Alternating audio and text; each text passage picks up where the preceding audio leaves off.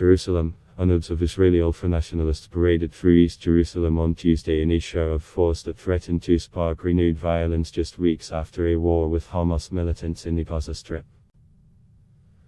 Palestinians in Gaza responded by launching incendiary balloons that set at least 10 fires in southern Israel.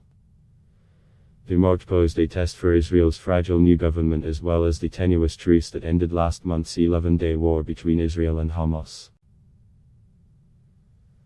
Palestinians consider the march, meant to celebrate Israel's capture of East Jerusalem in 1967, as a provocation. Hamas called on Palestinians to resist the parade, a version of which helped ignite last month's 11-day Gaza war. With music blaring, hundreds of Jewish nationalists gathered several hundred meters away before moving in front of Damascus Gate. Most appeared to be young men, and many held blue and white Israeli flags as they danced and sang religious songs. The crowd, while boisterous, appeared to be much smaller than during last month's parade. Ahead of the march, Israeli police cleared the area in front of Damascus Gate, shut down roads to traffic, ordered shops to close and sent away young Palestinian protesters. Palestinians said 6 people were arrested, and that 5 people were hurt in clashes with police. The parade provided an early challenge for Israel's new Prime Minister, Naftali Bennett, a hardline Israeli nationalist who has promised a pragmatic approach as he presides over a delicate, diverse coalition government. Though there were concerns the march would raise tensions, cancelling it would have opened Bennett and other right-wing members of the coalition to intense criticism from those who would view it as a capitulation to Hamas. The coalition was sworn in on Sunday and includes parties from across the political spectrum, including a small Arab party. Mansour Abbas, whose Ram party is the first Arab faction to join an Israeli coalition, said the march was an attempt to set the region on fire for political aims, with the intention of undermining the new government. Abbas said the police and public security minister should have cancelled the event. A call on all sides not to be dragged into an escalation and maintain maximum restraint, he said.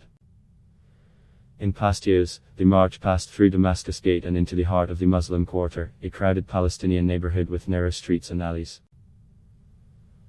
But police changed the route Tuesday to avoid the Muslim Quarter.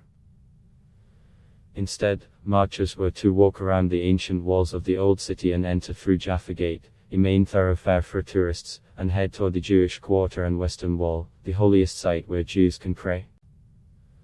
Damascus Gate is a focal point of Palestinian life in East Jerusalem. Palestinian protesters repeatedly clashed with Israeli police over restrictions on public gatherings during the Muslim holy month of Ramadan in April and May. Those clashes eventually spread to the Al-Aqsa Mosque compound, a flashpoint site sacred to Jews and Muslims. Tensions at the time were further fueled by protests over the threatened eviction of dozens of Palestinian families by Jewish settlers, also in Jerusalem. At the height of those tensions, on May 10, Israeli ultranationalists held their annual flag parade. While it was diverted from the Damascus Gate at the last minute, it was seen by Palestinians as an unwelcome celebration of Israeli control over what they view as their capital. In the name of defending the holy city, Hamas fired long-range rockets at Jerusalem, disrupting the march and sparking the Gaza war, which claimed more than 250 Palestinian lives and killed 13 people in Israel. After capturing East Jerusalem in 1967, Israel annexed it in a move not recognized by most of the international community.